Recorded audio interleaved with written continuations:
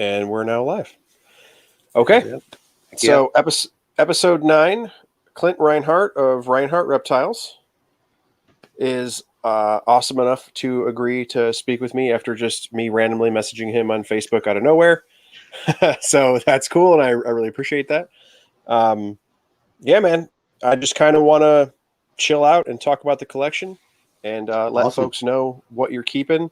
I obviously pay attention to your Facebook, Instagram, all that good stuff. So I've seen a number of things, and I thought it was pretty cool, and I wanted to talk to you about it. I know I've seen a whole bunch of different geckos, skinks, a lot of really weird snakes. There's a bunch of pictures of isopods. So, I mean, there's a whole assortment of things. So, yeah, just kind of take us through it. What all are you keeping? I keep a lot of stuff. My dad's a keeper for the Cincinnati Zoo here. My mother was a horticulturist there growing up. So plants and animals, plants and animals are something that I come by about as honestly as a person can get.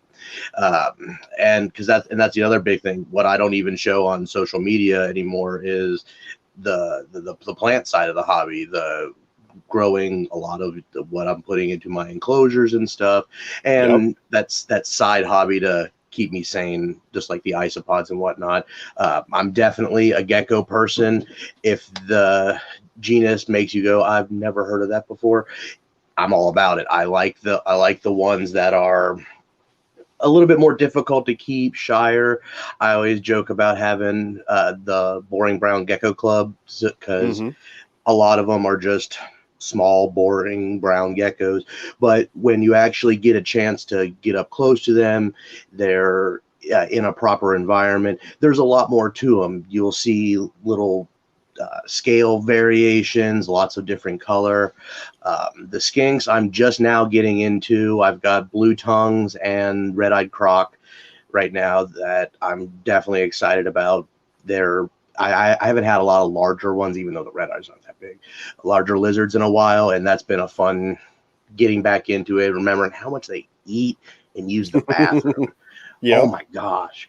I'm cleaning these cages like I am for the short-tailed pythons and things like that, because like you said, I've got snakes as well. Mostly colubrids right now, the pythons, the short-tailed pythons, of course, the Borneo short-tails.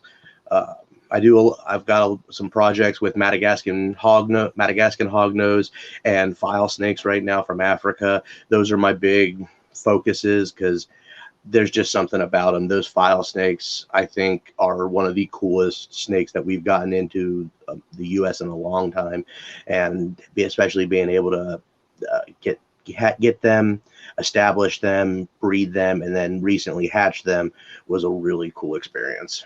For sure. Yeah, I was definitely following pretty closely on social media when you were posting different things about that.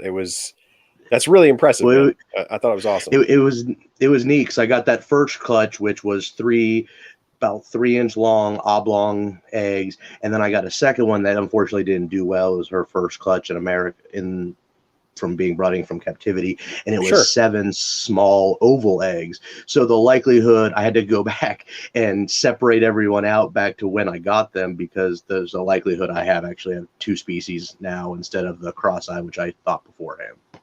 But we'll see. And then I've also got some scale counts to check on as well. Yeah, that's the thing, man. When you're bringing in species where it's so different to talk to. I don't want to not trying to make fun of other people, but like various levels in the hobby, right? Like I'm talking to you, and you're like, oh yeah, I got to go back and do the different scale counts because you can't just go to the store and figure out which one you have. Like it's that level of, I don't know. It just got here. Exactly. And I'm going to figure it out, Same with a lot of the breeding and stuff. One of my big claims to, not even fame, just one of the big things that I obsess over are these giant bent-toed geckos, Cyrtodactylus iriengiensis. They're big, they're clawed, they're really cool and new to the hobby, kind of, especially getting captive bred. And right now, it's kind of one of those where I have a basic idea of where these guys were collected from, and I'm going back now, focusing on the climate of where they are. When are they getting high temperatures? When are they dropping down for winter? And trying to recreate that in captivity to get them to reproduce. For sure. So that's the fun part for me. So I have kept that species as well. And Yeah. I actually also have the Pulchellus, Yeah. I think. I've been much more successful with the smaller one than the larger. Mhm. So, I mean, what kind of process did you go through with the larger species? You know, how did you initially set that up? You know, were you It was trying to one rehydrate things, or did you treat them? How'd you go through that? with them, because they're so shy, just like most of them. I mean, these guys are deep forest animals. They're Hmm. not coming into a lot of contact with humans. Um, when once you get them in, because unless you're getting them from guys like me or a few select others that are breeding them, uh, that first thing is really hydration, is getting them reestablished, because they've not had what they need for a long time. I always tell people, if you're going to get them, it's best to find a reseller that's getting them right out of the crate, because you can get them straight into a proper habitat, and there's just not that time period of, I'm not going to say improper care, but not ideal for what they need. And hydration is big. Keeping up humidity and maintaining temperature is probably the first thing that'll make sure they're going to succeed or fail in captivity. Um, can definitely say they can handle a little higher temperatures than I first thought when I got them, because I was used to thinking that they're going to be subtropical, and maybe 78 being the highest they can get. But I'm starting to think, like, some of the more mainland cave geckos, they can actually get much hotter, and that's what's going to incite a little bit of breeding activity with them. Okay. So now when you get in something like that, are you going right to a more bioactive setup, or are you more Spartan and just kind of a rain chamber, or how are you? When I first get stuff, the first 6 to 9 months, depending on how it's coming to me, is actually spent usually in something pretty sparse, away from the general population of my collection, and that's where I'm starting to do everything first, is making sure that it's healthy. I'm not going to be. I'm worrying about biosecurity of what's already established in breeding and everything, For sure. and then from there, probably just a basic tub that I can clean out and or throw away if needed. They are going into. I lean more toward the word naturalistic than bioactive, because of pretentious gecko guy things. But yeah, they are going into bioactive enclosures, soil, plants, isopods, springtails, all that good stuff. And that's honestly where I've found a lot of these geckos do the best, is in Okay. places, in an environment that's not necessarily packed and cramped, but makes them feel more at home and secure. We all talk about tokays and breeding nowadays, and one of the biggest things that I've found that really get them breeding better is having them in a more natural enclosure. They've been a trial and tribulation for the past 6 years for me, until I started to hit my stride and get them going. And it's really the same with a lot of other geckos. Once they have an area that they're going to feel secure and safe, they're pretty much off into the races. So that's what I've always wondered is so I really enjoy building naturalistic. I can speak English, I promise. I I don't. really enjoy. I'm not a miser about the verbiage. I just like being a punk when I can. No. I get it. I've definitely seen plenty of those Facebook debates as that Exactly. goes down the rabbit hole. No, I really enjoy building like that, and I think it's a lot of fun, and especially for a lot of the smaller stuff. Um, it it just makes sense that that's why the dart frog section of the hobby went that way so quickly, because it made it easier for them to maintain their parameters when they were doing everything all in one. You know, you're dealing with the plants, you're dealing with Exactly. water features, and so on and so forth. And it almost seems like it kind of sounds bad, but like a byproduct of it is that the animals do well also because you just built this environment. It's a little micro. You're taking a, like, in the version of dart, in the case of dart frogs and mantellas, you're taking a little bit of their natural habitat, and you're bringing it thousands of miles away into your own home, which that's how I grew up. I mean, again, I a little jaded because I grew up with a zoo dad, and I'm used to big enclosures planted up, and that's why I got into keeping these animals. I have come to terms with I'm probably not going to go see a lot of these animals in their home ranges. So thanks to a myriad of different things, I'm able to keep them thousands of miles away from home, and if I'm good enough, potentially reproduce them in captivity, which is the end goal for a lot of these rare and even some of the not rare stuff. Right. And that's one of the big things. Another big thing too, because like the sterile versus bioactive, naturalistic, whatever debate is how you got into this and what you got into it for. Again, seeing those zoological enclosures and exhibits and thinking, oh, I can do that. I know I can. And I know I can keep those animals the same way. And being able to do it in the private sector is why I started. I didn't start this to, have a bunch of ball python morphs and a whole bunch of stuff like that. I like the little intricate details and all the kind of boring stuff, actually. Yeah, it's just a different goal. Exactly. What brought you to it, and then all of a sudden here I am with a whole basement full of this stuff. Right. Oh no, I get it. I ran out of space in my house and now have an offsite facility, so I fully understand. That's what we're working toward here. Yeah. No, when you're talking about the tokays and people having success with that, it almost seems like a lot of those species or species in that same vein, it wasn't necessarily the naturalistic bioactive portion maintaining parameters.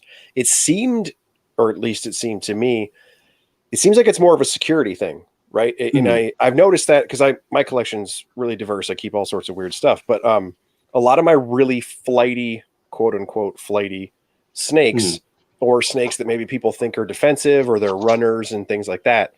When you set them up naturalistic, even if you fake it, even if the plants are silk, I don't care. If you got them from Hobby Lobby, those animals immediately chill out. It's cover. It's way more to do with security and visual barriers against the giant monkey who's dealing with them from the outside than it necessarily is about parameters. Like I didn't change any of my parameters by putting a bunch of fake ferns in there. They're not real. Exactly. What I changed. Exactly. That animal was looking through all these different layers to see my giant face when I'm in there like this every day at 2:00 in the morning. Exactly. That's terrifying. And we humanize these animals a lot, thinking that us getting in there is not affecting them, and it is, because a lot of my guys, especially the non-captive bred ones, they're not used to that. If that's a predator, they got to run and hide. Oh yeah, because I'm a big idiot coming at them. Well, and I noticed it a lot more with my larger lizards that monitors, iguanas, and things of that nature.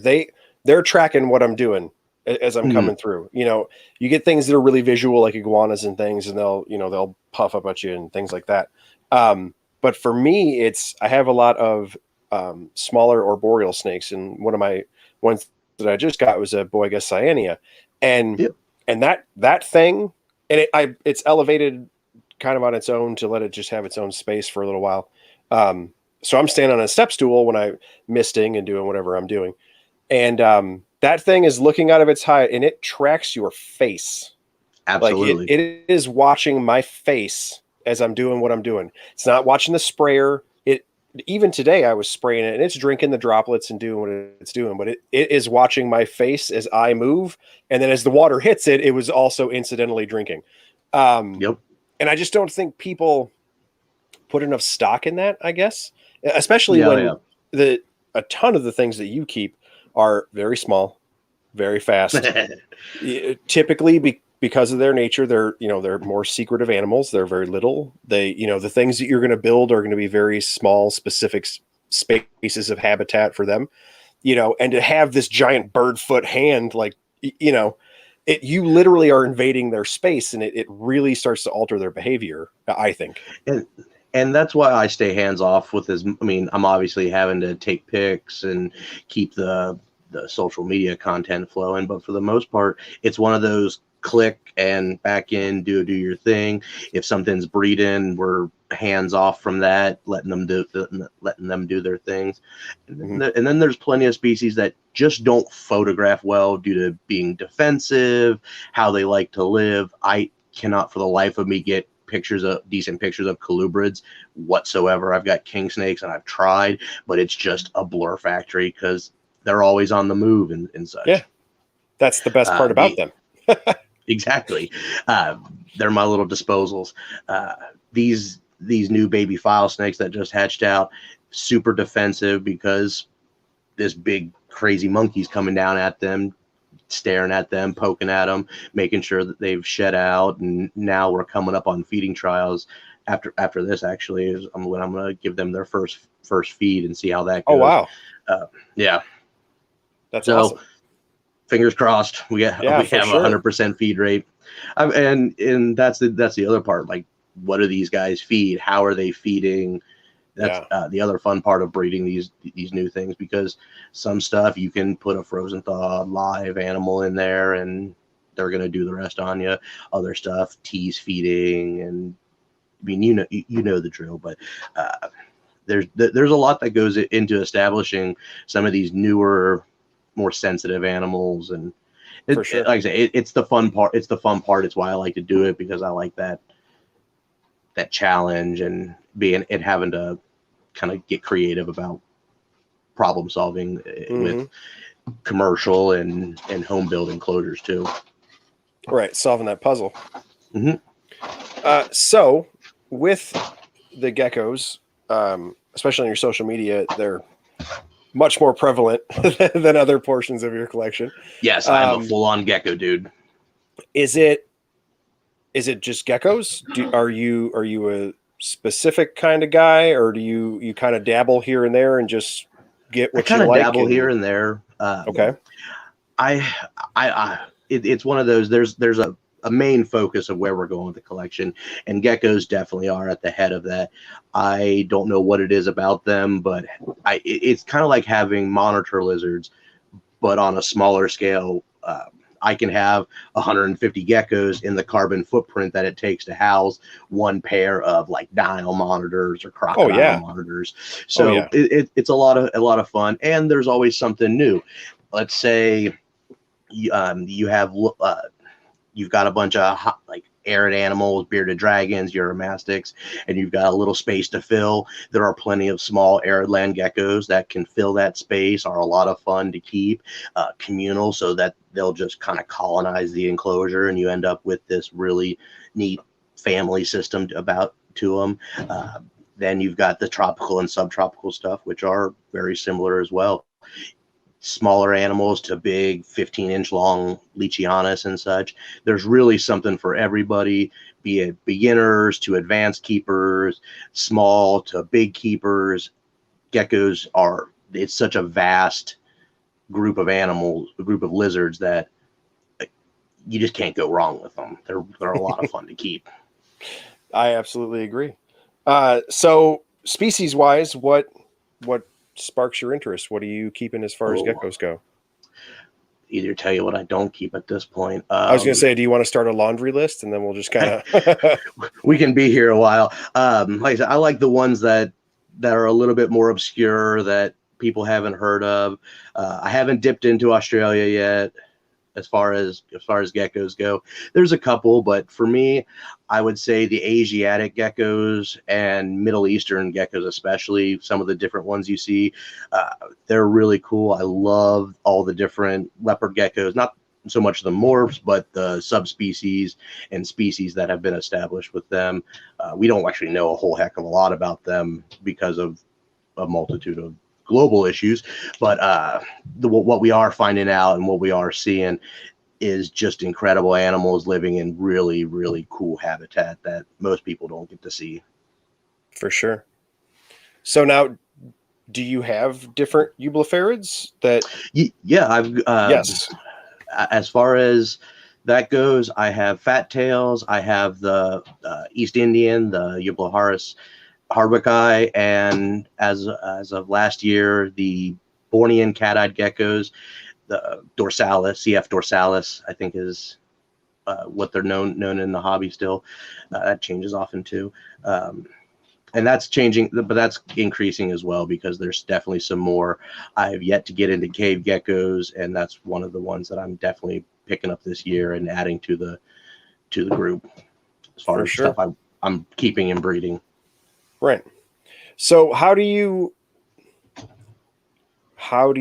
make that determination? So you want to do cave geckos, and then are you the kind of guy that's like, you're going to get a species and then see about how the rest of the grouping goes? Or do you want to try the group?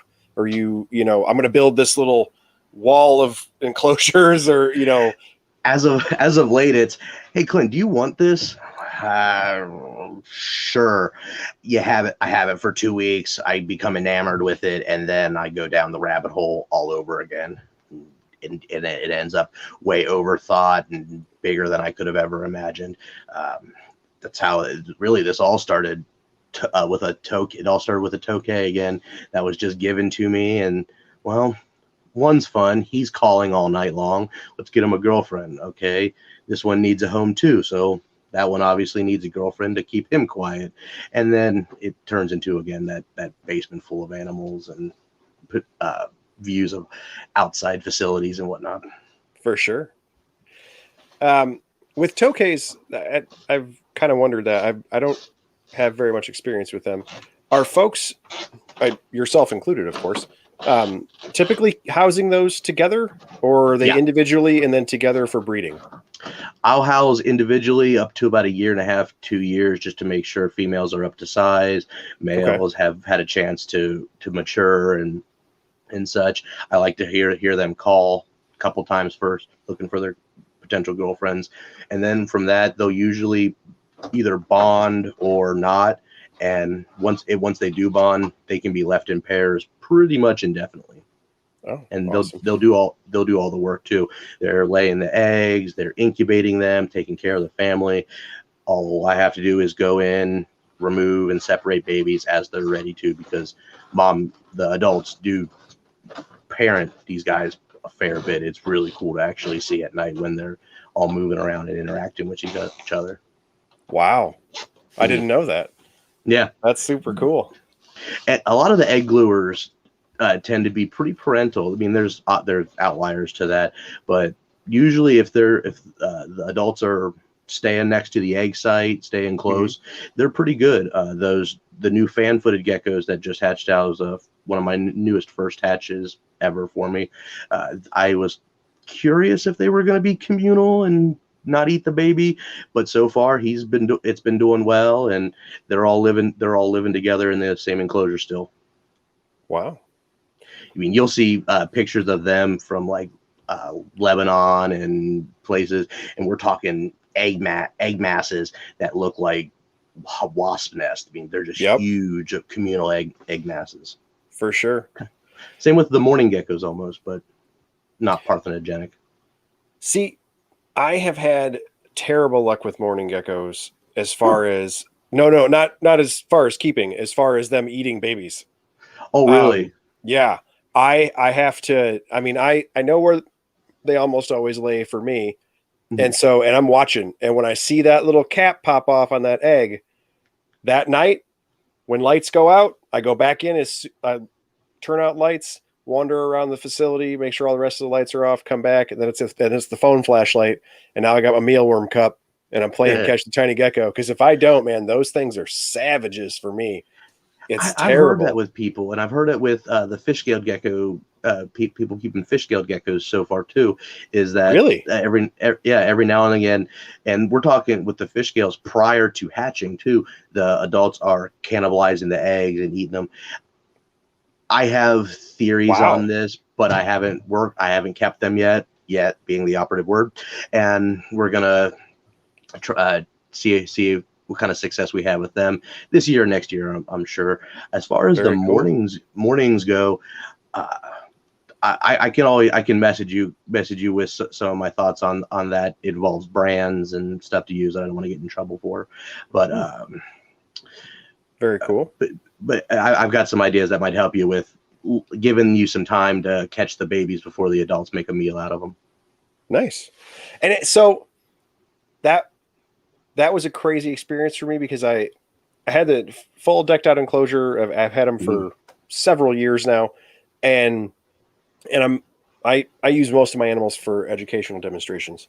And so I was always teaching, parthenogenesis, and they're all girls, and so on and so forth, and this whole big lesson. And eventually my wife and then my kids were asking too, is like, how come we don't have more?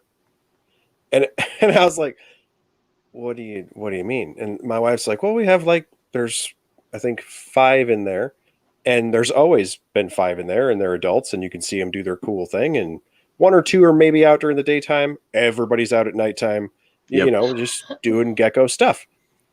And I'm like, I don't know.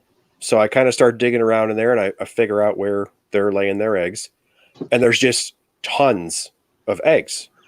And a fair chunk of them have the little cap busted out where somebody hatched out of that thing. And my first thought was, oh my God, these things are escaping. There's little geckos everywhere. And that wasn't the case.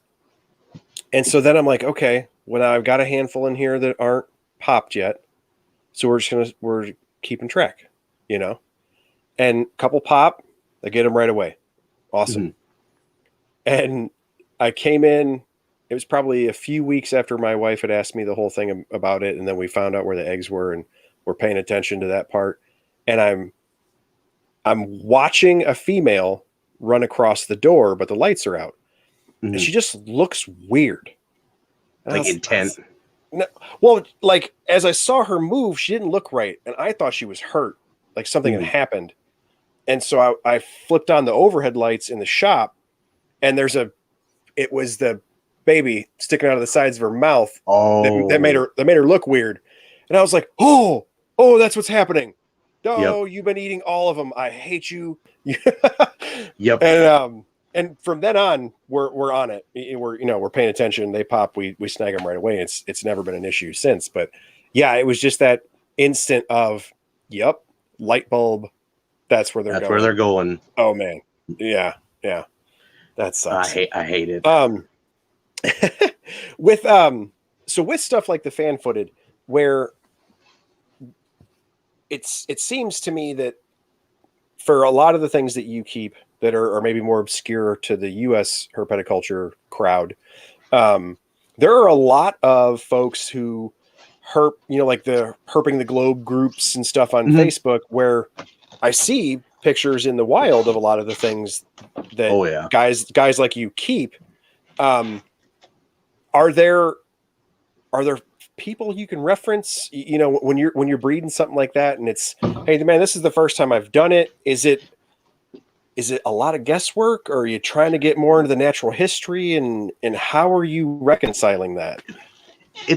There's definitely guesswork and Googling home ranges and the climate that they're in. A lot of it is with geckos is when we're thinking of like the fan-footed geckos, everyone, the first thing that comes to their mind is desert, just expansive desert. But that's not really the case. They're living in smaller micro habitats, and they're colonizing.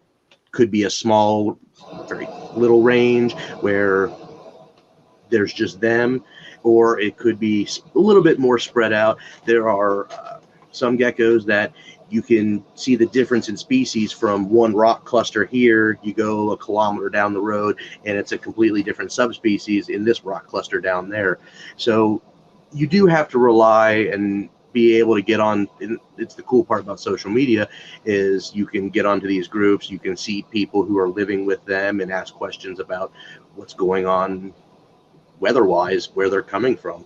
I've talked with plenty of people on like the island of Java and in Indonesia, Malaysia, that they're keeping these animals too, and they're wondering, like, I don't know how to breed these. I've got them.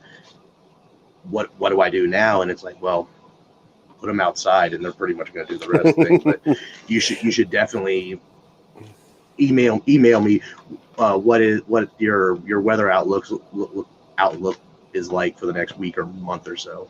For sure. Kind of situation. I see that a lot, and some of my friends, we give some folks some hard time. I have people that live in Florida or live in the Southeast, and I keep a lot of giant stuff. And so you'll see folks that keep some of the big species that I keep, but it's outside in a place like Florida. And I'm always like on Facebook Messenger, like, yeah, man, that's cheating. Like that's not Exactly. it's like you're farming it like chickens. Like come on. It's really hard for us where it's cold. I'm trapped here in Ohio, and for four or so months out of the year, I'm stuck indoors. It's like a jungle with all my plants from the inside that can't winter over, and I'm also kind of fighting outside temperatures and with my setup here, my HVAC and furnace is really close. It's got a dehumidifier on it, so come wintertime, it's a constant battle of I need to get the humidity up, maintain moisture in these enclosure, whereas the heating and cooling system saying I got to get this moisture out of the air. So one's on, like if the furnace is running, the misters are running, and it's months of battling back and forth. Whereas all other guys I agree, they're cheating and pushing it all outside and letting Mother Nature take its course. Yep. Yeah, I'm doing the same thing in Illinois, even now. In like it's trying to act like it's spring here. And I've got a few things that think love is in the air. And we had a huge cleaning day today, and me and my whole family were there. And some of them were getting a little frisky, acting like that. And I'm like, dude, it's just going to get cold again in like a week. This is fake spring. Yep. And then, but yeah, man, I've been fighting the humidity issue this entire winter. Like, most Midwest folks, we all do the same stuff. But it's a big thing for my plants too. When you were mentioning that, I have like 52 banana trees in the basement of my shop, and a bunch of other really crazy stuff. I am watering so much stuff, and you can, I'll water my plants. You'll see, oh yeah, like new growth, cool, and then it just stops. Yep. Like the leaf gets halfway unfurled. It's like it literally looks like it paused. It's like, oh yeah, I ran out of water. Yep. Like what? Done. And then the next week, it's like, here's another gallon of water, and I'll flop this big leaf out. Like, dude, man. My philodendron, I've been really getting into philodendrons because why not? And like right now they're sitting at 68 or so in the evening, and maybe getting up to 74 during the day, and everything is just stalled. Mm-hmm. Yep. But that's where a couple weeks it'll be back into the 65, 70 degrees, usable for the cold frames, and get everything outside again. Yep. We're in the same sun boat. do its job. Yep. I'm excited. It's going to be a good year. I'm really, I've already filled one of my worm incubator trays with gecko eggs, so I'm excited for plenty of little hatchlings to start popping out, those little moments of serotonin throughout the week. For sure. Yeah. Speaking of hatching out a ton of different babies, how are you dealing with feeding so many of those mouths? Are you producing your own? Do you buy feeders? Oh yeah. What's your preferred method? I've been off the insect farm, out from under the insect farm thumb for I think 3 or 4 years now, raising my own feeders and such. Mostly roaches. They are prolific. They're easy to care for, fun to keep too. It's when you have thousands of roaches at a time, it's this weird sensory experience for even myself who's used to tons of them. It's just that cool hissing of them running around with each other. Let's see, that's 1, 2, 3. We're at 9 different species of roaches. Oh, holy cow. Being kept through hissers, some of the larger blabberous species from South America, like the cave roaches, which if there's too many of them, they all become feeders anyways. But definitely dubia, of course. And then my big love-hate relationship that I have are the lateralis, the red runners, and then the oriental cockroaches that I have, Blatta orientalis. They are awesome feeders. They are great, but nothing makes you more scared of having an infestation than those two species. I do not want them in the house.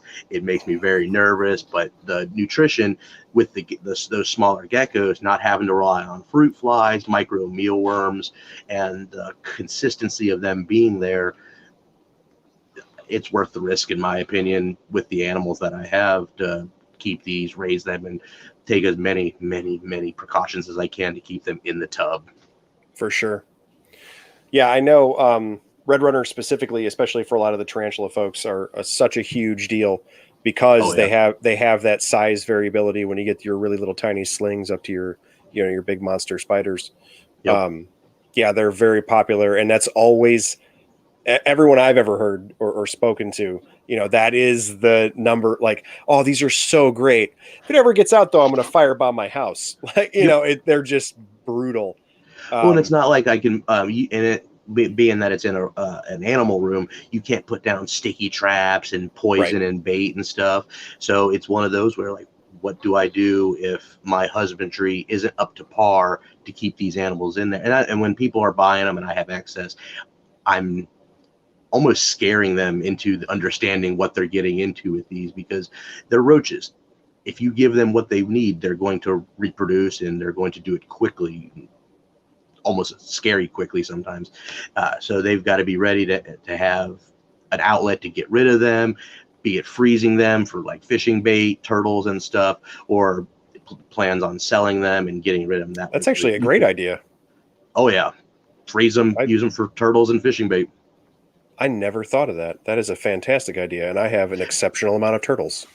The freezer is a insect keeper's last line and saving grace, because like when I clean, I have these big bags of frass that I'm getting ready to use for my plants. So into the deep freeze with the frozen rodents they go, spend a couple weeks in there, pull them out, spread them in the yard, and again, that way you're preventing releasing non-natives into your own wildlife around you if you use them outside like I do, but also on the inside, because there's plenty of enclosures that I really don't want roaches to get into, because again, they're going to do what roaches do best, and I don't want to go in looking for Gecko X and see red runners just everywhere.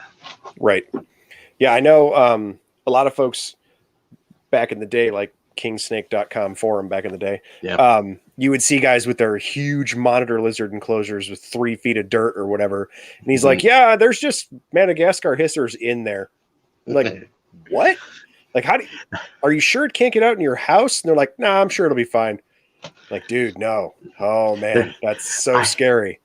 I can't take that liberty, because again, like if something gets loose, well, it's time to move all the animals out and burn it to the ground, start over, because I just don't want to be sitting there and have a 3-inch long roach run across the floor.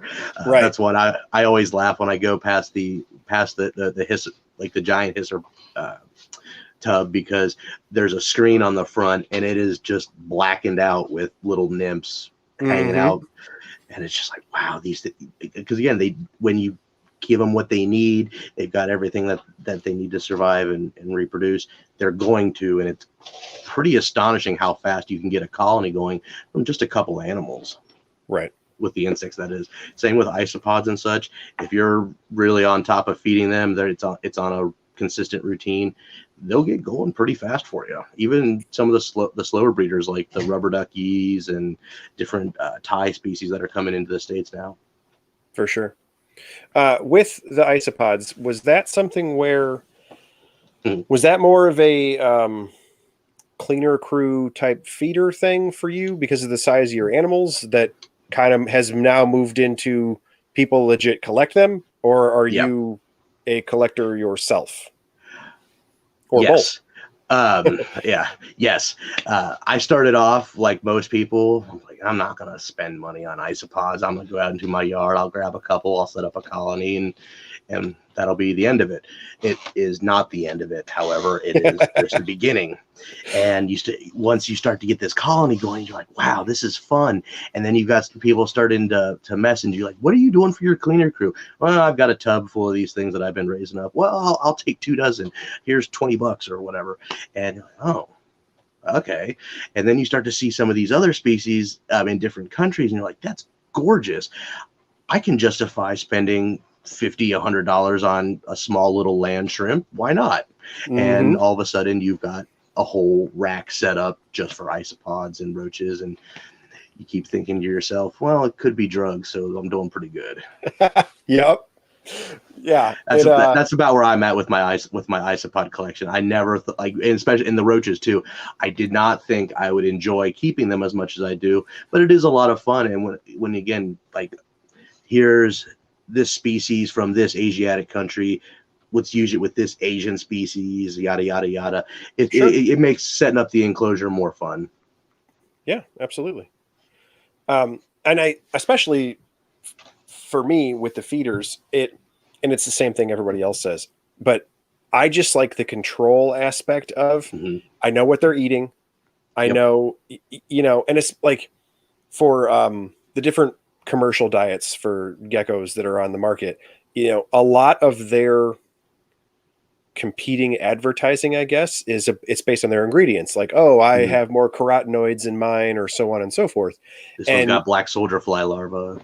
Right. And so for me, I'm just filing all that away.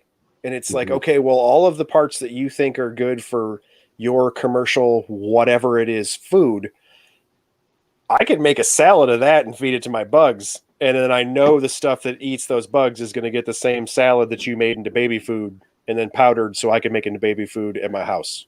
Well, like, and that's and that's the exact point. It's reassessing how we're gut loading our animals. A lot of times with those wild caughts just coming into my collection, I'll just feed the bugs Pangea, so that next day, or Rapashi, that next day they're getting a bug with a belly full of that complete nutrition diet ready to go. And it also helps establish them, ensure good clutches, maintaining bone structure and such. But it's also a lot of fun to sit back, cut up a bunch of produce, not go to any herbivorous lizards, just go straight to the insects. And like you said, what they're being fed, and when you go to that tub, there's going to be plenty to feed them. You're not opening up a box that's been sitting in a warehouse shipped across the U.S., and you have cricket sickles waiting for your animals. That was always my biggest concern. And a cricket order for me would be 150 plus for just a couple weeks of actual feeding. And it was a monetary investment just to feed this. Oh yeah. I bought a $75 colony of dubia off Craigslist, and away we went. Like, oh, this is fun. Look at all these things. Oh my gosh, I've got a bank account again because I'm not spending it all on insects. So yeah, and then it's like, well, I've got dubia, might as well get this species. Well, I've got those. I might as well get this species. Those are neat. I just have to have them. So let's make some room for them. Yep. And it is one of those things where I'm already successfully keeping these. And so then I know in my head, oh yeah, I already did this checklist. I could just swap out which species it is. And the checklist is the same. And then I have a spare tub. And it's like, well, yeah, of course I could do that. And then it just makes it easier for you to build a collection, because when you have success with the first step or two, and now you're on, species 9 or whatever. And it's like, well, yeah, but I already knew all the care. I was already successful with all the care. It was just actually sourcing the animals themselves. Then you're good to go. And then it's actually kind of a dangerous place to be in that position, because then it makes new acquisitions really, really easily justifiable. Those crocodile skinks, which I wasn't expecting whatsoever. Hey, I got a male. You want one? Yeah, why not? Add it. Let's keep it going. See if I can cross this bridge. For sure.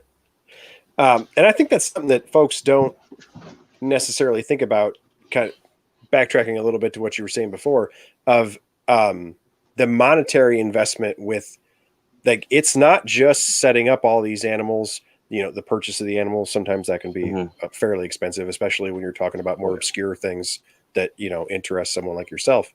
But then it's the maintenance associated with that of, it's not just your electric bill for running all these lights and lamps. It's, they eat an exceptional amount of prey items, typically, because they are small, they're fast, they're moving out, they're doing a whole lot. So they're active feeders.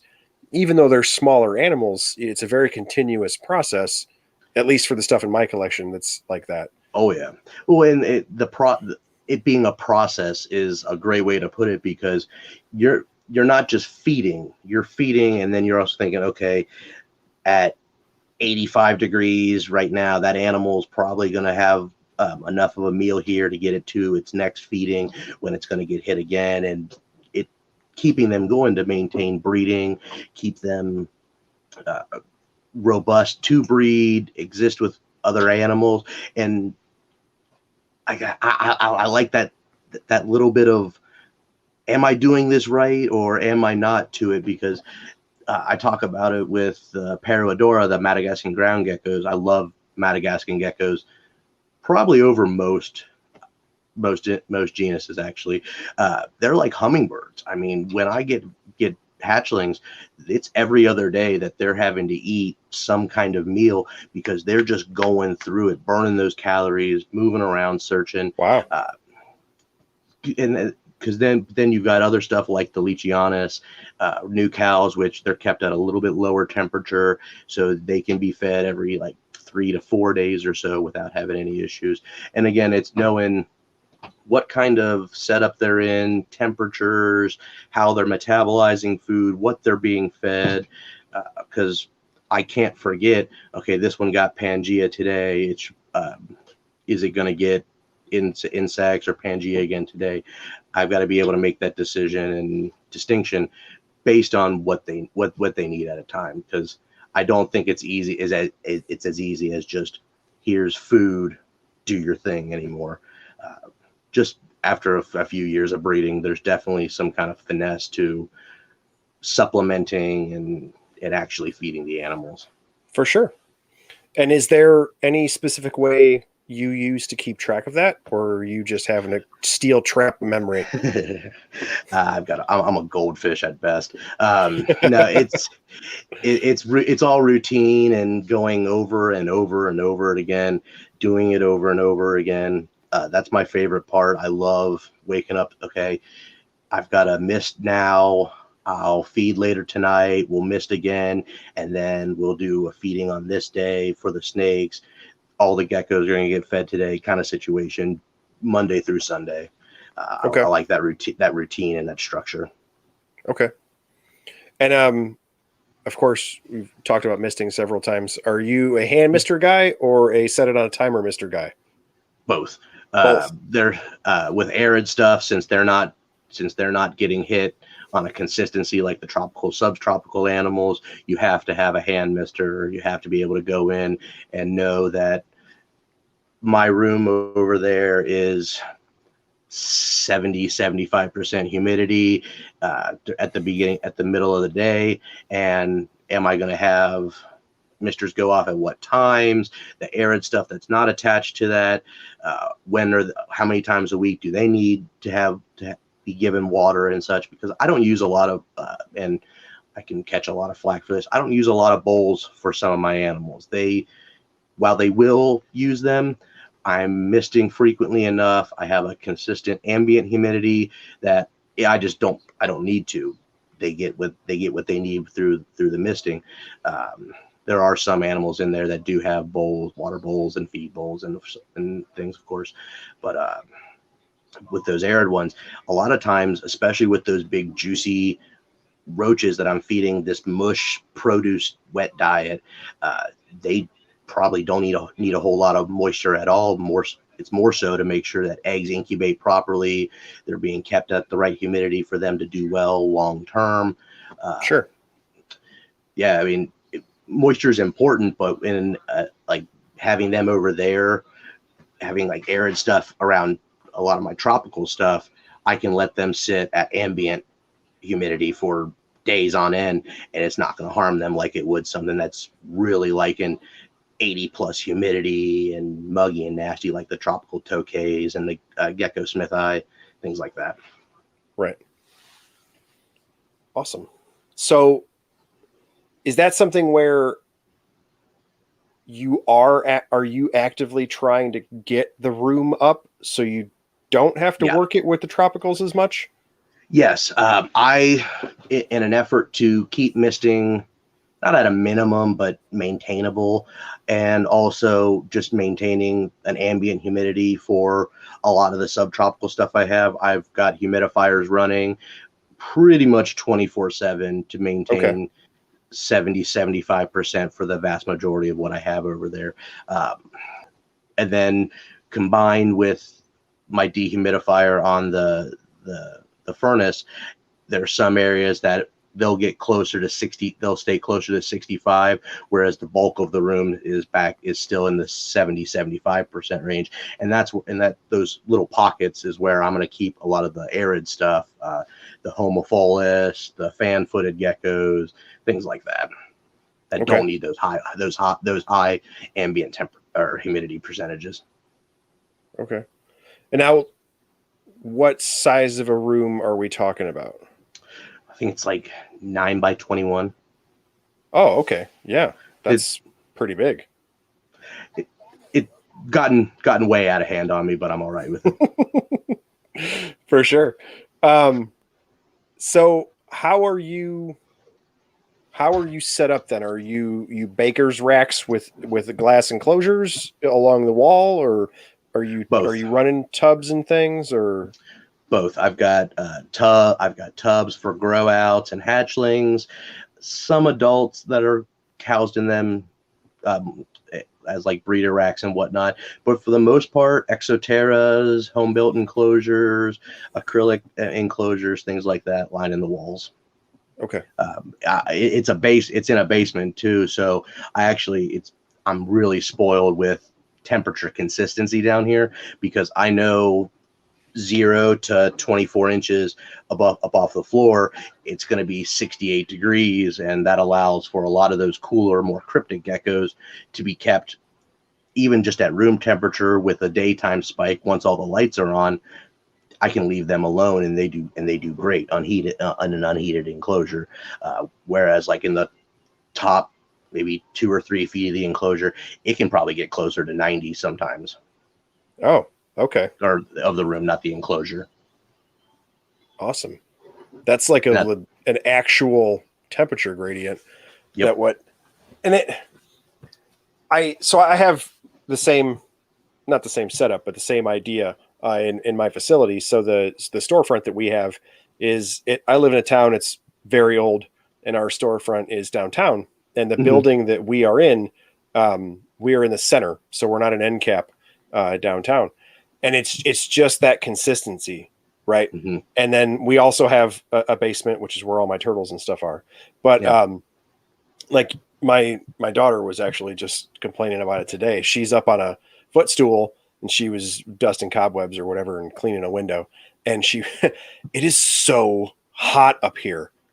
And it's like, yeah, that's why I have, and I have different stacks of enclosures and things, and all of the stuff that's higher up, it's all arid species that they love it. They're all about it. I run way smaller heat lamps than people would probably think on some of these very large arid enclosures. And I'm still maintaining the same parameters because the building itself is an ancient brick square. And so just my heating it and having 150 different animals inside of it, like the ambient temperature in that place, my furnace doesn't really work to keep it in the 70s. So it's no big deal. And then at the ceiling of that is ridiculous.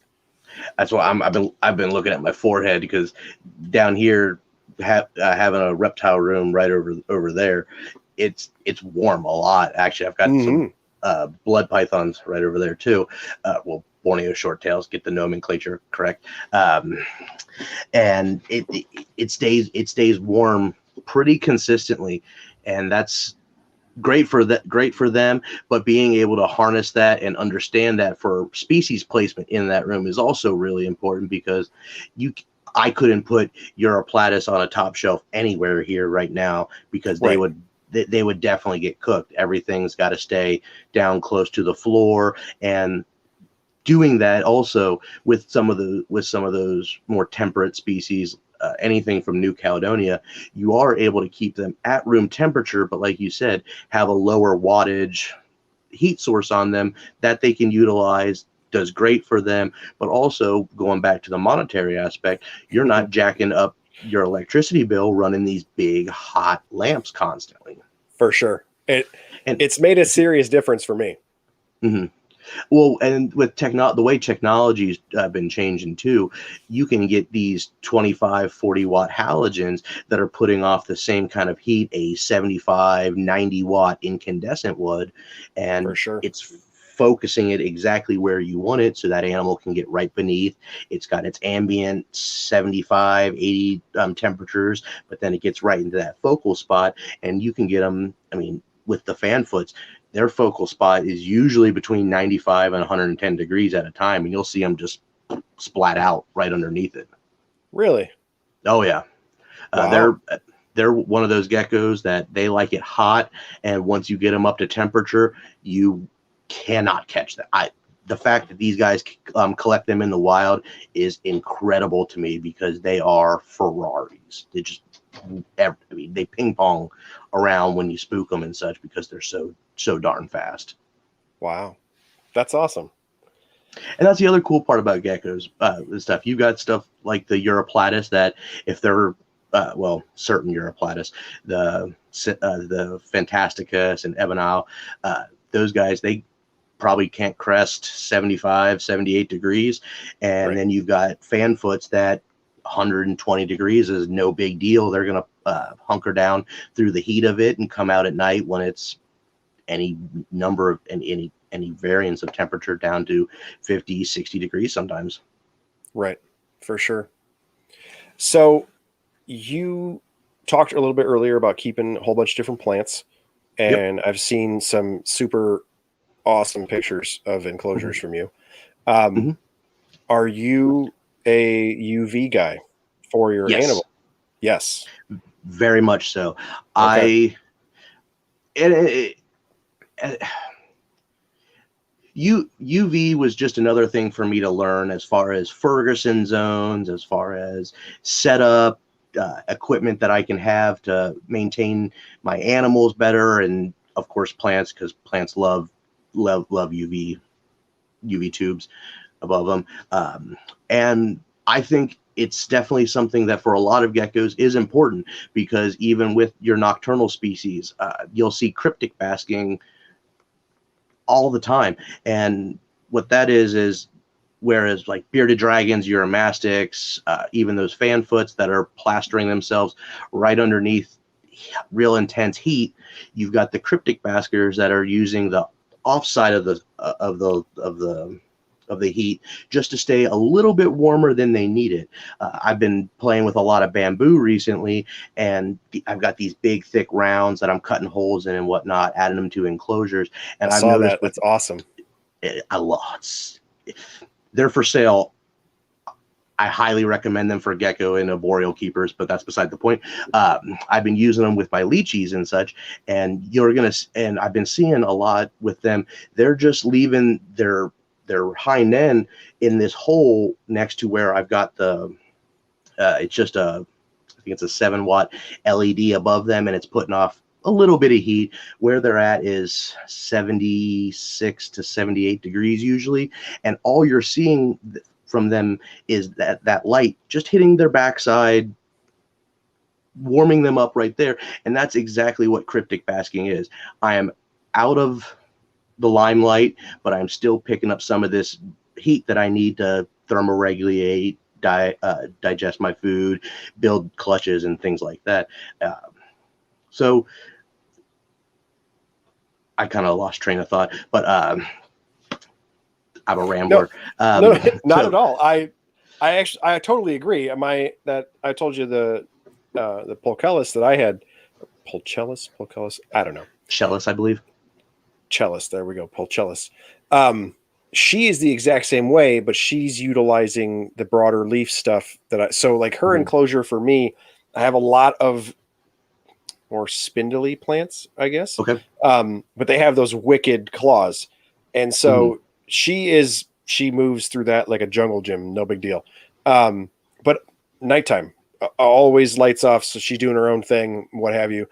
And then daytime is my lower story has a couple of bromeliads here and there, and some broader leaf stuff. And she's this exact same way, like different parts of her are kind of sticking Just out of those exposed enough. broadly.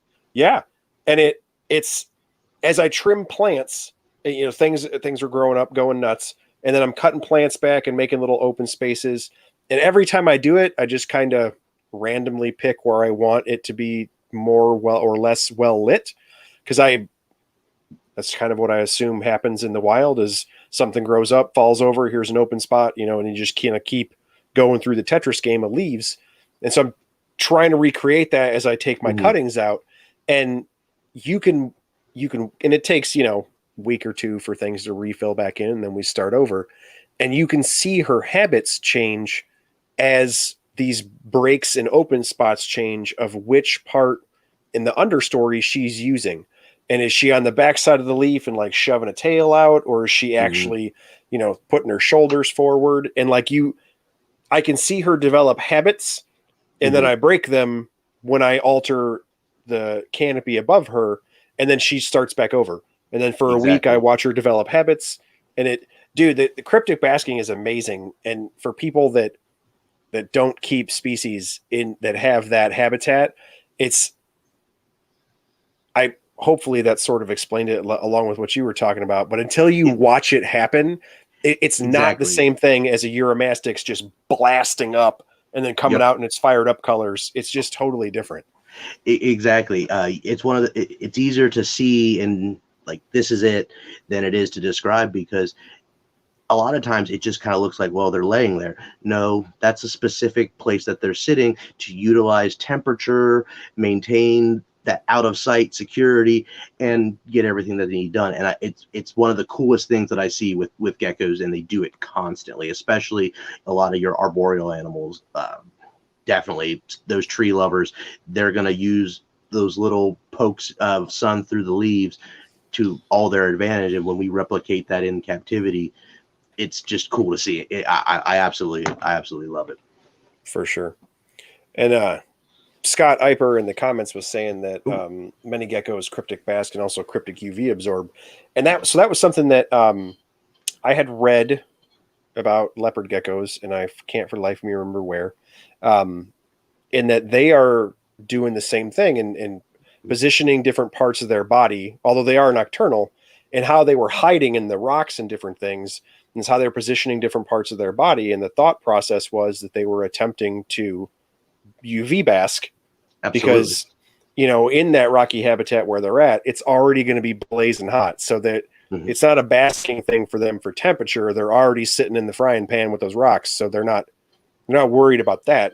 It seemed to be that they were blatantly putting portions of their body outside to hit those UV rays.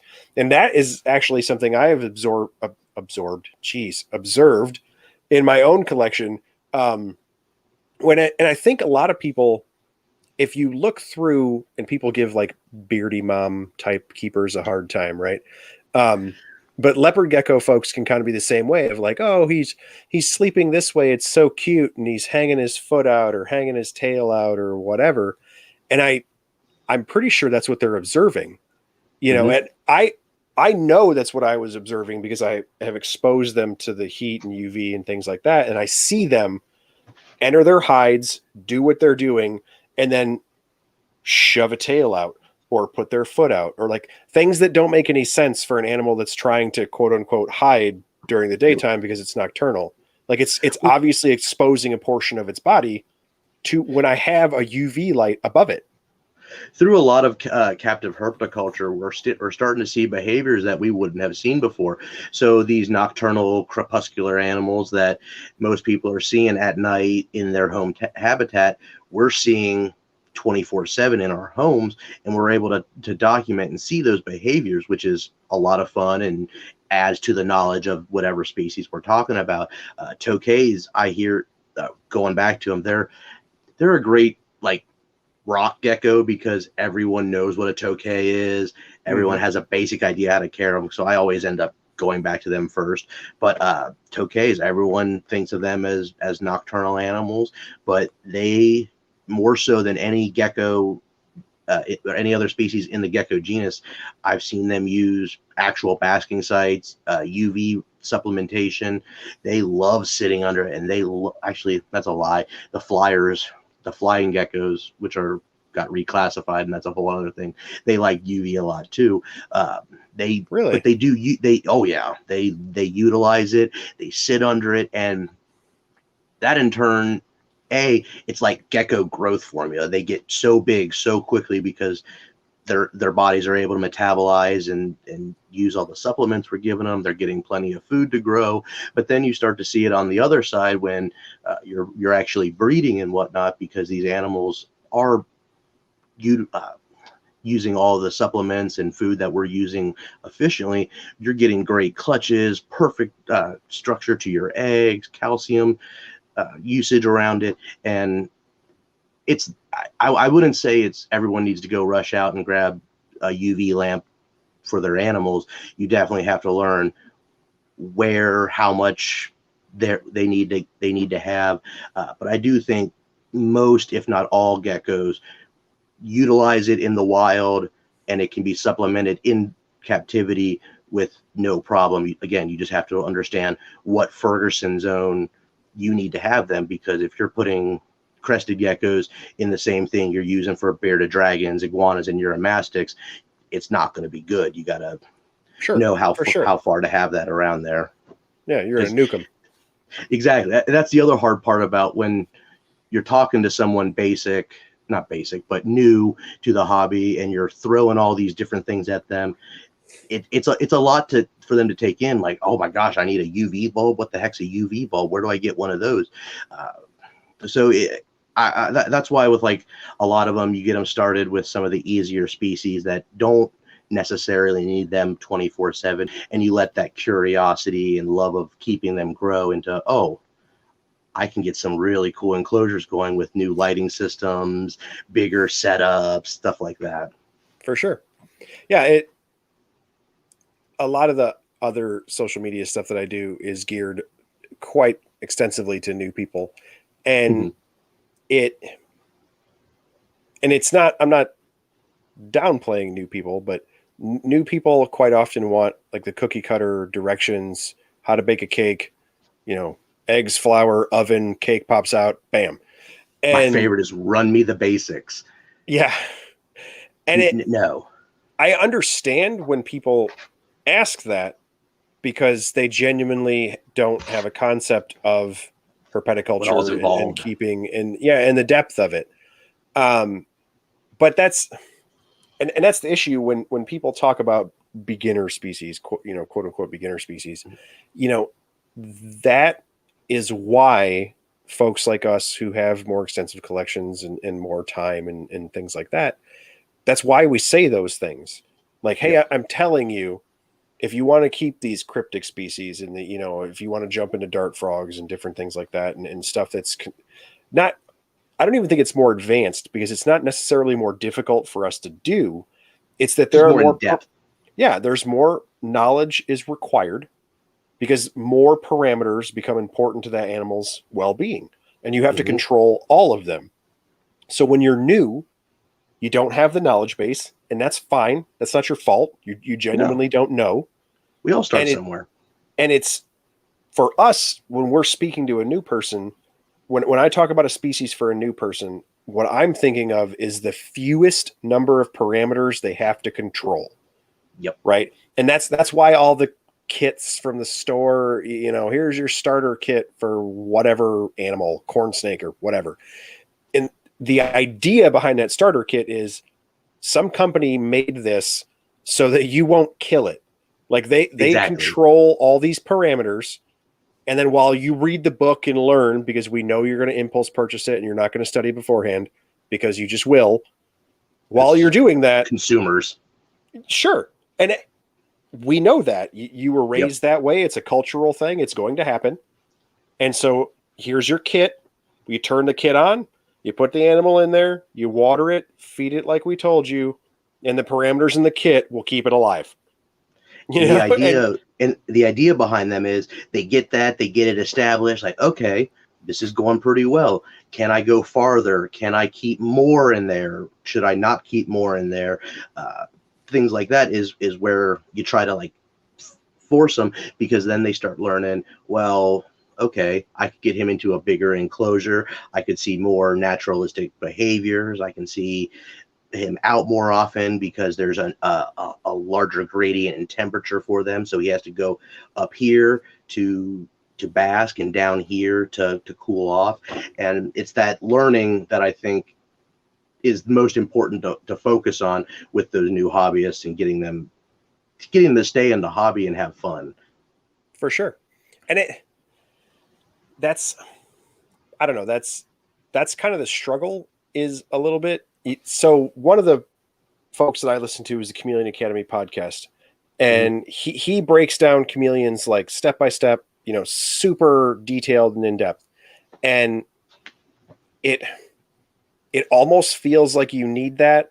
Like if this were the Gecko Academy, and there was a Monitor Academy and a Tortoise Academy, and and some people hear that, or have maybe listened to some episodes, and they're like, this is insane. This dude is like, it's a book. You're listening to a man explain a book to you. But to convey to a new person, okay, well, when you're talking about these super delicate species like that, that's how in-depth it is. If you want to have that animal and have that animal survive, the number, here's the knowledge. the number and list of parameters that you need to control is every single one based on where the animal lives, because they are that delicate and it's that important for them. And like on our end as breeders and keepers and such too, I like being able to I'm imagining right now a bank of 6 enclosures, and top right is the Aristella lar from South America. I know for a fact that enclosure is about 78 degree. Well, it's 10 o'clock now. That enclosure is about 78 degrees. The lights are out, and the top area there's no basking on or anything. Being able to control, like you said, and understand those parameters for some of these more different ones, it puts me at ease, because I know at any given time they have access to heat. They don't have access to that heat when they need it, just to make them do well. And like you were saying, with some of the new people that see like satanic leaf-tailed geckos, the mossy leaf-tailed geckos, those are things that they need to know. They need to know them. And like the Gecko Academies and such, we do have them. They're on Facebook. Social media is but it's also a great thing when you've got places like that. The biggest thing when you're new is going in with that learner's attitude that I don't know what I'm doing. I have the skills with this species. Will it translate to this one that I'm looking for? I'm going to ask a question of these guys that have been keeping these animals, presumably for a while, and breeding them, and soaking in that info. But on top of that is being able to go in and find that information yourself, like we were talking about to begin with, that run me the basics. You can't go into the Gecko Academy and say, run me the basics on anything without getting flamed on the internet now, because we take animal people, we take our care and our husbandry to the extreme. For a lot of us, it's not just a let's make some money thing like that. It's a love. You mean you're not rich from breeding lizards? I screwed up somewhere, and I ended up having to put all my own money into it at first. I don't know what happened there. That's weird. I know. I'm a failure at keeping reptiles. But no, it's one of those where there's so many different variables and facets of keeping animals. Being able to say, keeping it this way is perfect, keeping it this way is right. when I'm giving people advice, I'm like, this is working for me. You're going to hear it from other people, hear stuff from other people, kind of push it all together and form your own way of keeping it at your own place that way. Well, I mean, that goes to like we were talking about giving guys in Florida and stuff a hard time because they were cheating. You know, if you're a new person or not, an advanced person or whatever you want to call it, what I do won't work for you if you don't live in the Midwest. You know, if you live in the American Southwest, that I don't have any help for you. You know, if you live in Florida, I don't. That's not my jam. You know, if Florida keepers missed it like I did, they'd flood every enclosure because they have that higher humidity than we do, and it's again like I can sit here and say I keep it this way, but a person in California getting a gecko or lizard or whatever, they have a whole different climate that they have to understand for sure. how to get over some of those hurdles, and that's why you see a lot of the old crotchety reptile keepers when people kind of barge in with, oh, here's this new animal from this new import. I need someone to tell me exactly how to keep it in a paragraph or so. And it's just, that's just not how to get into it with some of the people that have been dedicating a lot of time and have made keeping and breeding certain reptiles or just one species, their life revolves around it. My Monday through Sunday is kind of wrapped up around those animals because I have to get in there for a minimum of 3 to 5 hours every day. Yep. Yeah. I just spent most of my Sunday before doing this interview up until dinner time. Well, that was our Sunday. Like, all right, we're going to hit the store real quick, go to the shop and start cleaning stuff. And I've been doing that ever since. I ate dinner and got on here to talk to you, you know, and that was my entire Sunday. Prior to this was mixing up all my insect foods because Sunday is always insect day for me, just how it always works out. And prior to sitting down, I was doling out food for bugs and crustaceans. And like I said, after this, I got to go back and it's snake food time for everyone. Yep. I did have a question when you were talking a little bit earlier about room setup, where you keep some of your lower temperature species more toward the floor, and then just dealing with the ambient of the room itself. Have you ever noticed that? So like your Platypus or something of that nature, keeping them lower. Have you ever seen like stress them out? Because the way my shop is set up, I've kept some things. So like I have a pleuris. It's a genus of weird Madagascar iguanas that are small. Oh yeah, I'm familiar. Okay, so I keep them in the enclosure itself is decent sized, but it's on top of another enclosure, and I've always had better success, like because they look down at me, and the whole thing is set up with different logs, so it looks like they're running up and down trees. It's very arid. And as they're skittering up and down these trees, even at the base of the tree, they're looking at my face. And so it's probably, the enclosure itself is probably 3 feet tall. And so if they sit at the top of that tree, I mean, they're a good 8 feet off the ground plus, looking down at the top of my head. And I've just always had better success with that. I have 2 separate groups, and one group is lower. And man, they are just way more skittish. They hide. The enclosure is arboreal because it's tall, right? So yeah, they can climb vertically. But when they climb vertically, they're still 36 inches off the ground. They're not above my head because the enclosure sits on the ground. So they're seeing legs and stuff as they walk by. Yeah, even though they climb to the top of the tree, quote unquote, they still know they're at their. I mean, just like everyone well known that animals have like a seasonal clock, biological clock.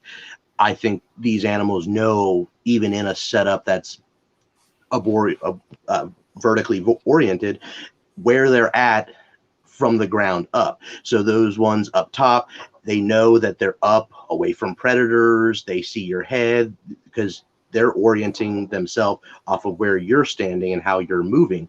And I think a lot of the geckos, it's not as big of a deal because what I'm keeping down low are your more shy cryptic animals, and they're used to being down at the base of a tree in those gnarls, that little micro habitat there, because they're, like I said, they're used to being at the forest floor, the cooler temperatures, and not being so high up. I remember having like I miss my Nile monitors so much, but when I was establishing them and getting them habitualized to captivity, one of the first things I would do is hold them up above my head, giving them that Lion King effect where they're looking down on everything. They're up high, they're away from predators, and in a safer place than they are being down on the ground where they know things can come and eat them. Okay. That's just my two cents on like cage orientation and where, especially like with little guys like that, they're prey. I mean, they're used to snakes coming to look for them, birds, and being higher up off the ground. It's just going to be more of a safety for them because that's where they're able to hide out and such. Right. Yeah, I'm in my head. I'm trying to figure out. For me, it's more of a layout thing. Like, how am I gonna, am I gonna use maybe like a taller style of baker's rack type of thing, and maybe set enclosures at kind of face height for me, or try to maybe divvy out species quite literally where they're at in the world, like as in relation to the ground. I don't know. I've had actually for that specific species. Thinking about it, I guess that's for the better part of my tropical and subtropical side. I've never thought about it until now, but that's kind of how they're oriented, how I've got them set up. Tokays, big lychees and stuff, they're going to be up top and a little bit warmer, whereas down below you're going to have some of the smaller cooler weather stuff like cresteds, gargoyles, Urodactylus, Dactylodes now, the Cyrtodactylus, the Uroplatus, all that good stuff. I've never put much thought of it until now, actually. Okay. Because like with my larger lizards, that's what first made me notice it and why I started to attempt it with the smaller guys. I have two different green iguanas, and both males, and so every now and again they puff up and get their man on or what have you. And with the older of the two, who's been with us for like a decade, that it made a world of difference.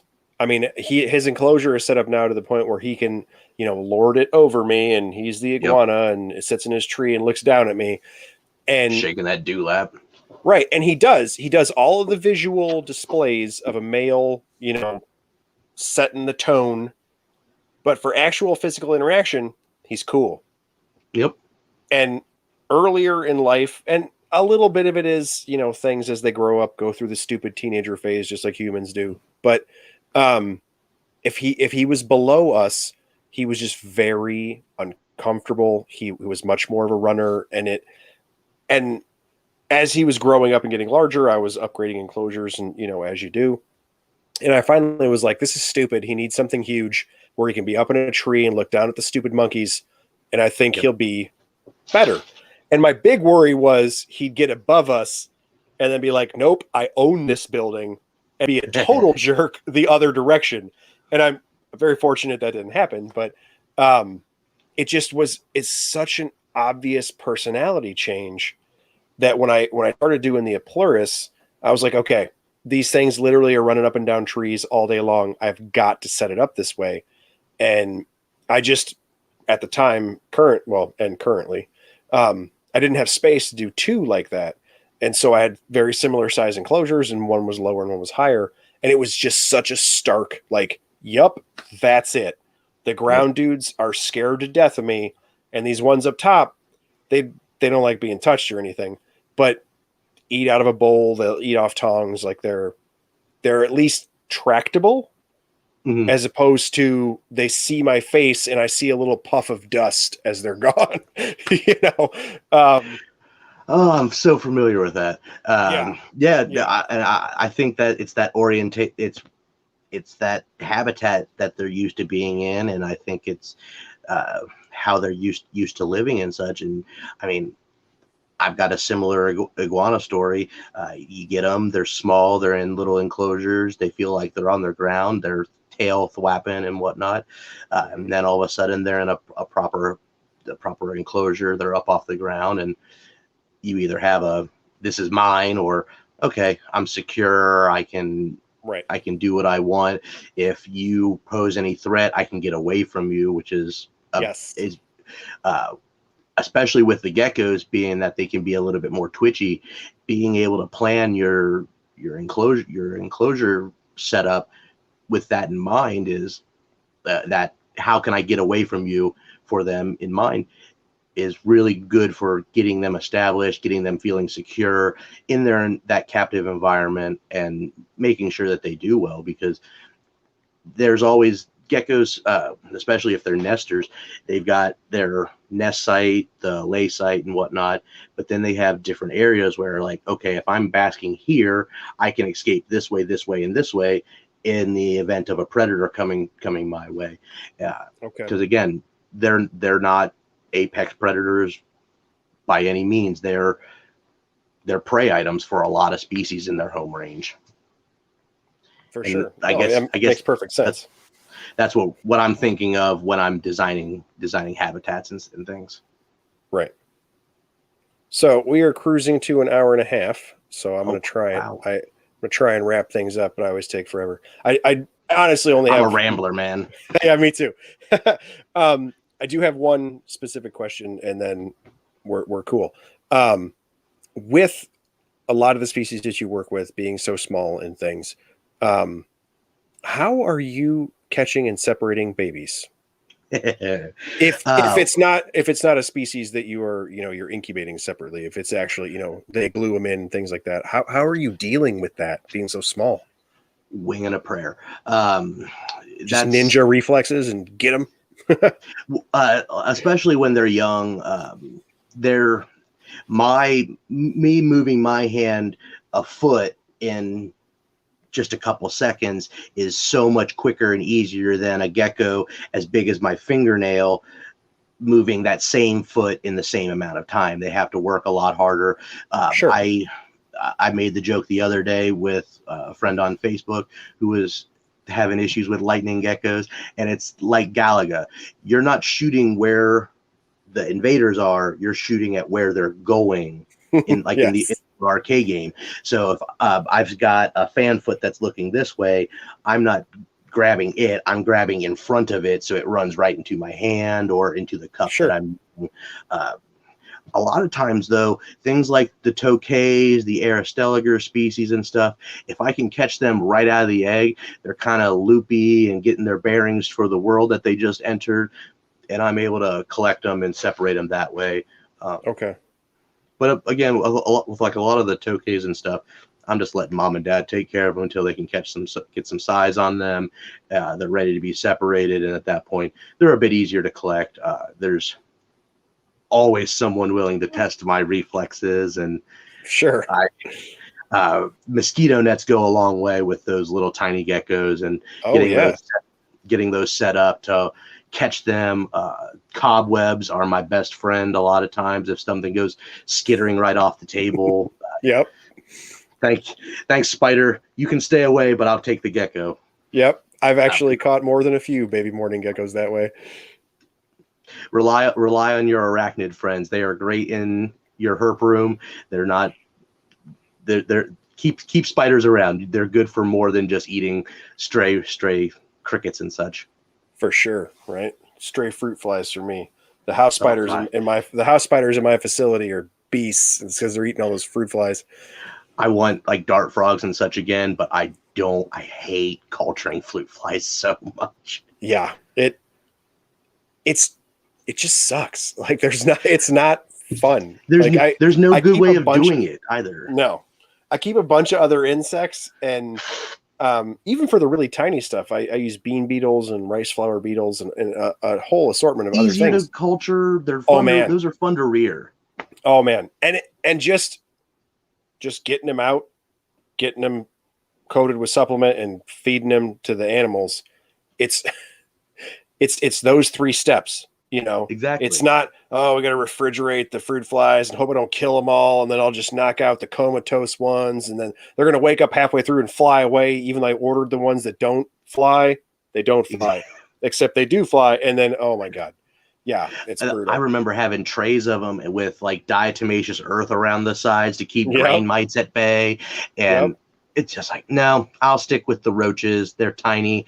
I've got a little scorpion. I think it's on its 4th molt. It's a little forest scorpion, and even he, tiny little thing, can eat the tiny roaches, and I don't have to deal with fruit. You're a much more patient man than me for dealing with fruit flies and all that. If I didn't really love the animals that eat them. Oh man, I mean, I'm risking a roach infestation with different roaches, so I'm right there with you. I guess I can't talk. We have our lines, and mine is 32-ounce deli cups full of potato mush. Yep.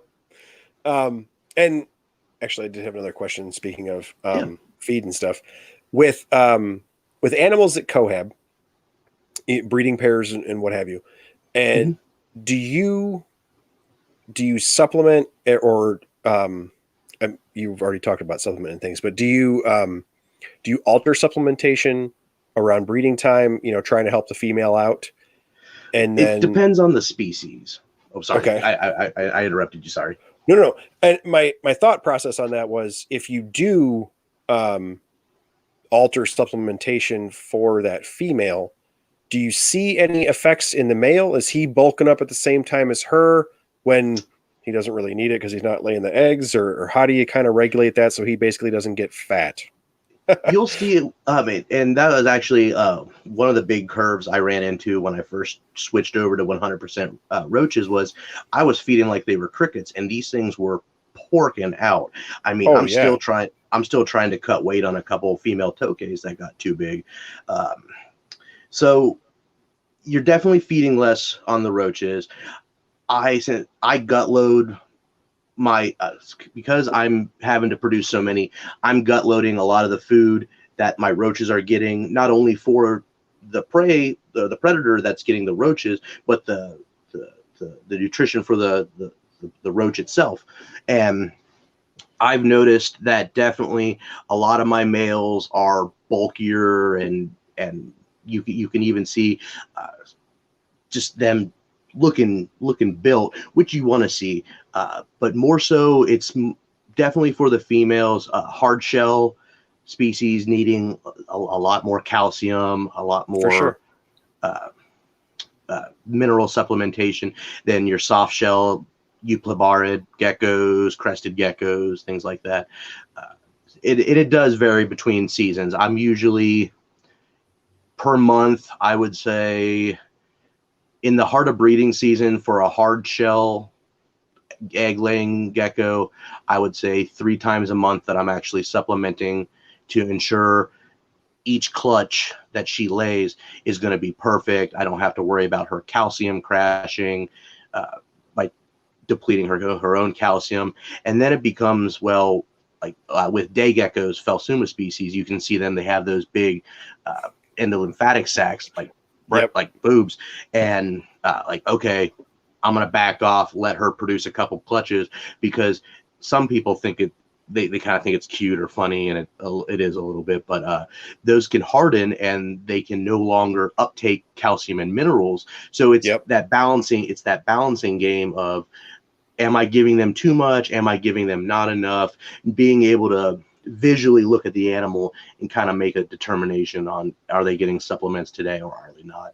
More so in my collection, they are getting supplemented because they are a breeding animal. They are in a situation where I need them to have all the calories that they can possibly get at a time. Right. Okay. Yeah, I don't know. I don't really breed all that much. Morning geckos, I think, don't count because you just leave them alone. That's cheating. It definitely counts because I mean, it's one of those. You're producing them. They might be Parthos, but it takes work. It takes effort to produce them. If your stuff wasn't where it needs to be, those females, they're just gonna eat the eggs. I mean, they're gonna lay them. Yes. And they'll get rid of them. Very true. Very true. Yeah.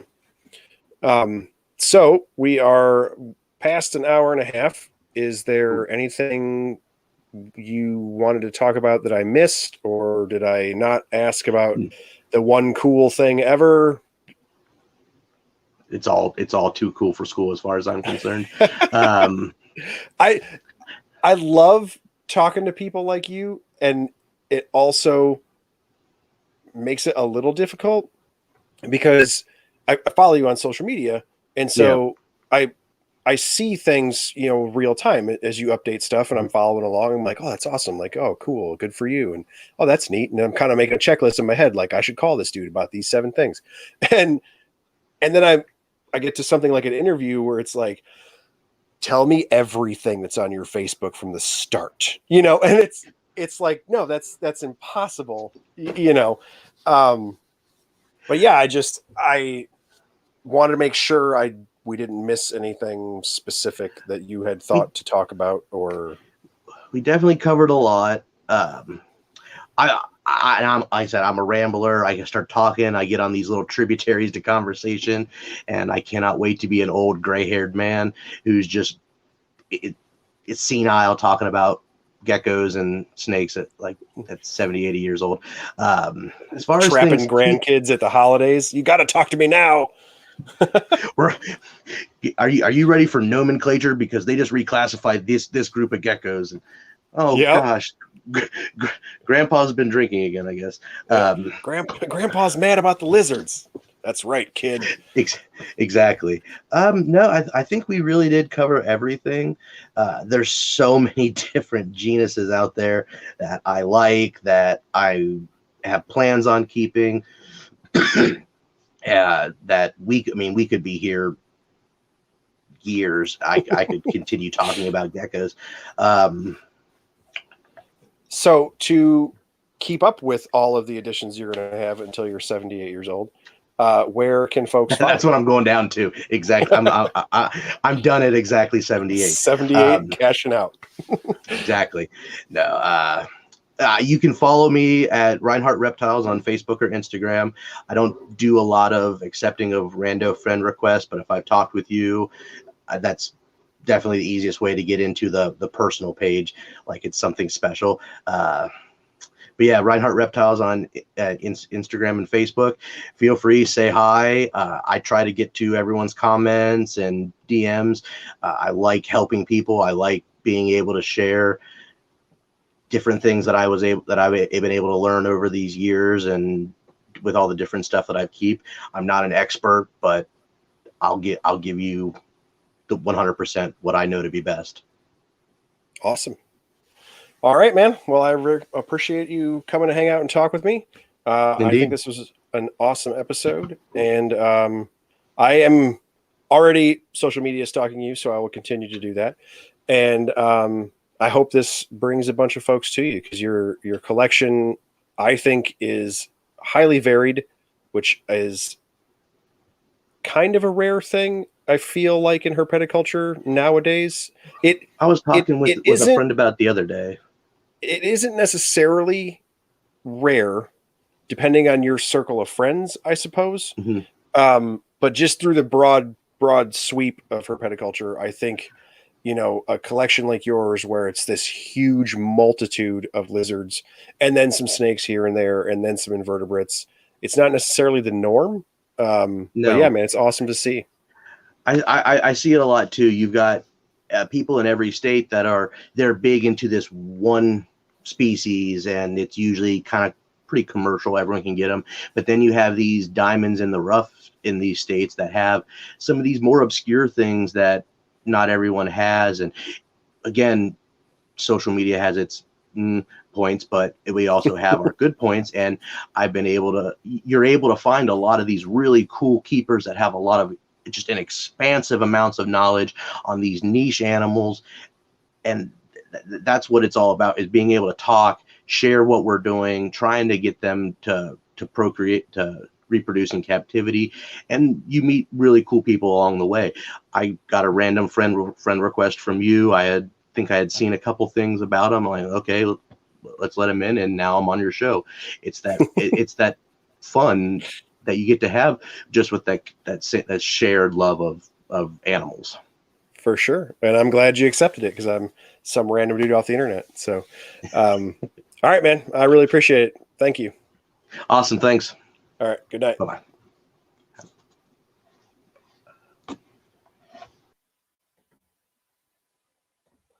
All right. That was episode 9.